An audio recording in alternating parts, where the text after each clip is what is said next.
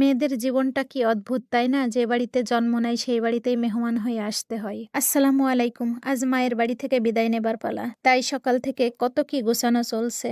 মায়েরা এমনই হয়, মেয়েকে কি দিবে না দিবে সেইটা নিয়ে ব্যস্ত। আমি যেটা যেটা পছন্দ করি এখানে সেইগুলো গোছানো হচ্ছে। আর এই যে ছোটবেলায় কে কে আমার মতো এইভাবে পুয়ের ফল নিয়ে কেটে গেছে বলে মাকে বোকা বানাতেন। আমি এইখানে ছোটবেলার মতো আম্মুকে এটাই বলছিলাম। জীবনটা তখনই সুন্দর ছিল, আম্মু যখন কোলে বসে খাইয়ে দিত। রাগ অভিমানটা শুধু মায়ের কাছেই দেখানো যায়। মা ছাড়া রাগ অভিমানের মূল্য কেউ বোঝে না। আর এই যে আমার ছাদে কিছু গাছ লাগানোর জন্য আব্বুর নার্সারি থেকে 3টা গাছ নিলাম।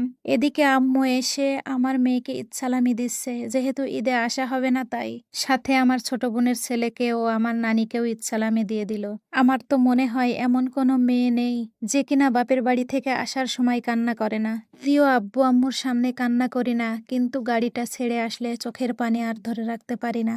নিজের গ্রাম, নিজের শহরটাকে এখন অচেনা মনে হয়। এটাই হচ্ছে মেয়েদের জীবন। মা বাবাকে ছাড়া শুধু শহর বা গ্রাম নয়, গোটা দুনিয়াটাই অচেনা মনে হয়।